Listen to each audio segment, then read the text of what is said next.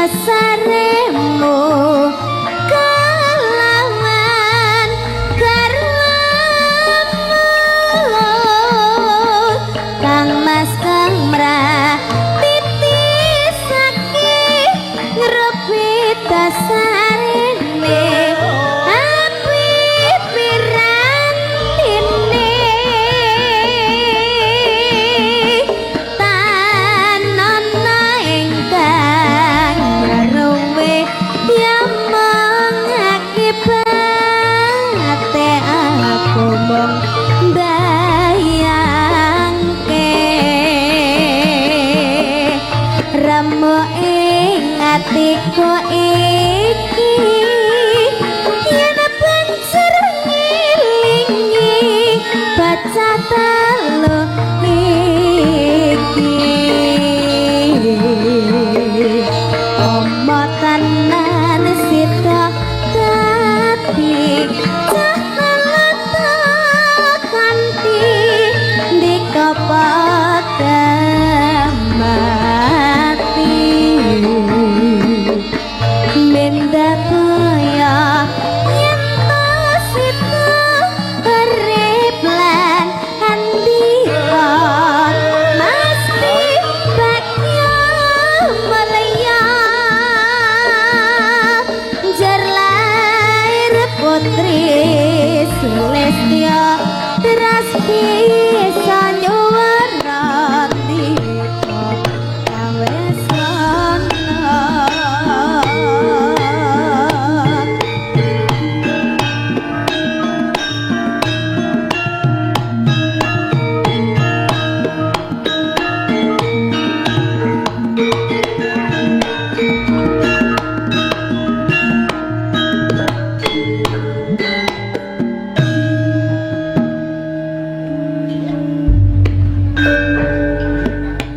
sing gedhe ngapur-ngapur kang mas babut janku sejentang hatiku sambungku mengwen telu rupita saremu kelawan garwamu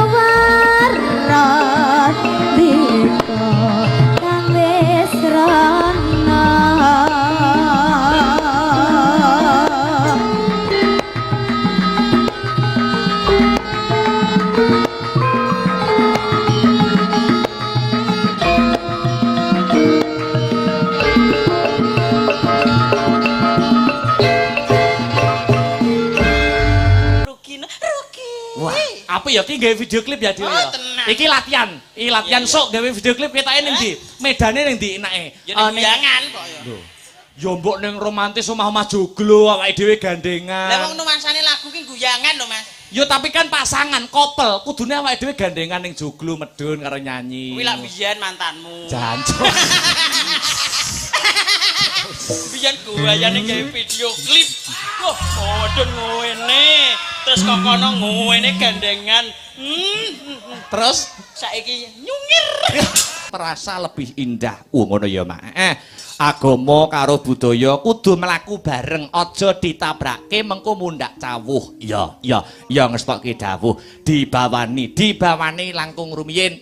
Sumangga ya dipun bawani dandang kula pepiling karya besar Ki Haji Anom Surata mengko tibake pepiling ya, Nok. Ya. Mangga, Mas. Rukun Islam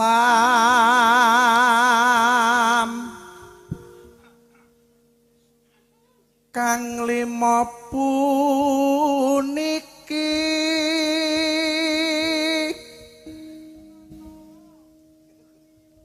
katindakna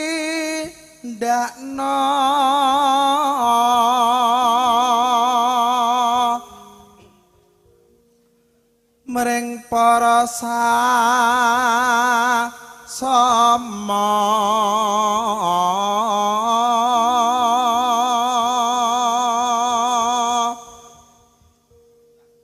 aja padha ditinggalke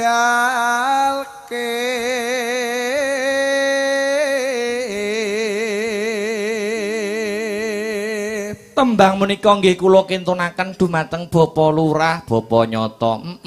Kang sarta sedaya panitia mugi saged adamel karenaning penggalih lan saged dadosa jampi sayah tombo kesel. Monggo dipun lajengaken, Mas. Rukun Islam niku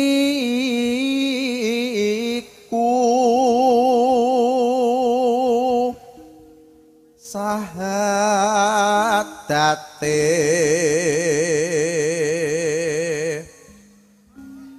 kang angka siji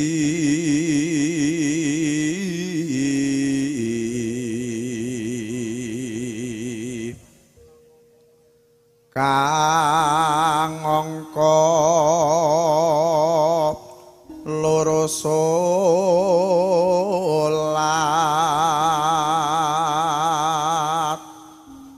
dene kang telu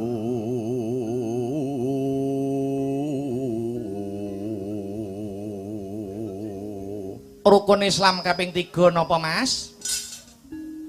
Ramadan nindakne poso Terus papat zakat ping 5 ngibadah haji menawi sedaya rukun Islam sampun dipun tindakaken tegesipun rukun Islame dos pundi, Mas? Rukun Islam sampurna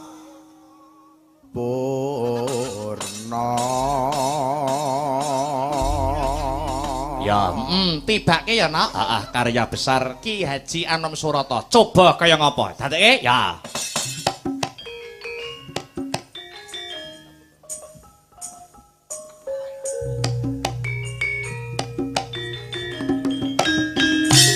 Ya.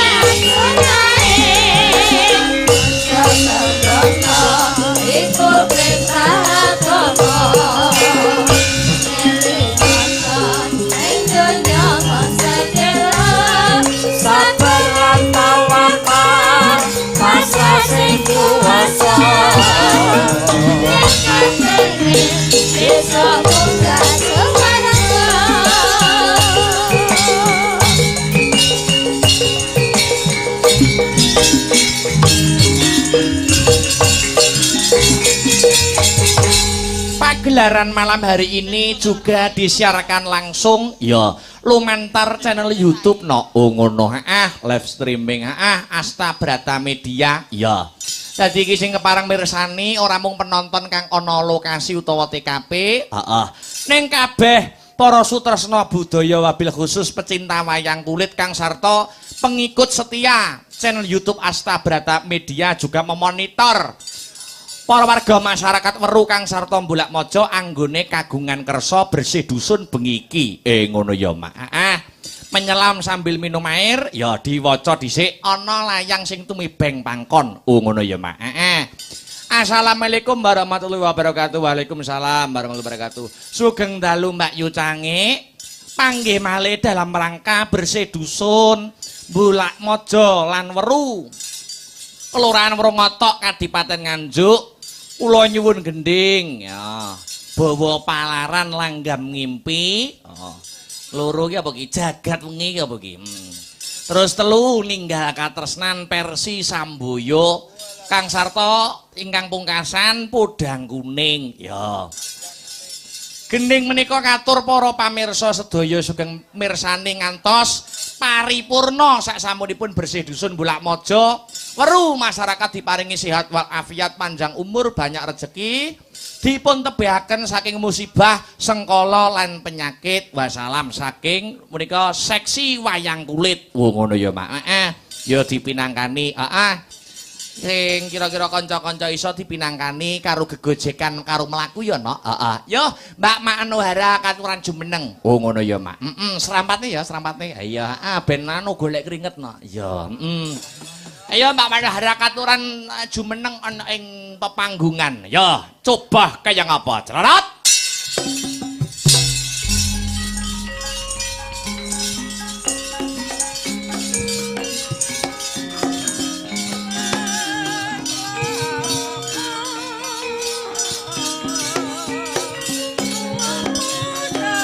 Alah, alah, alah, iya. Awas.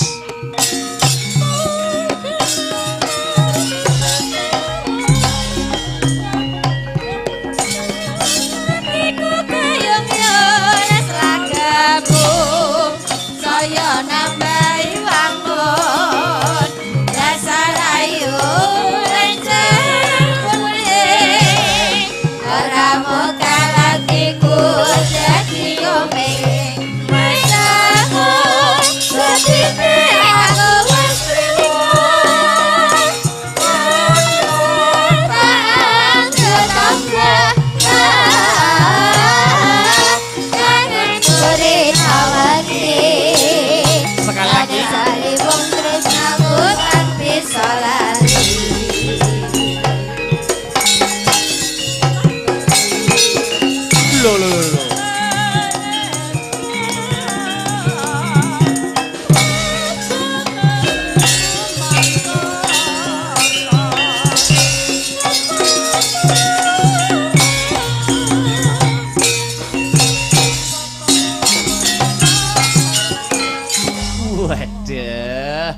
luar biasa jan lembek solek joget rumangsaku lek ketok lek wanita feminim yo wilujeng dalu Mbak Yu Manuhara iya iya kuwi mengbuak apa jane ketutan rambut apa piye guys wilujeng dalu Wilujeng dalu. Selamat malam Mbak Manuhara. Selamat malam, Mas. Wah. Lah nyapa trayo lanang kok diguyu ki lho.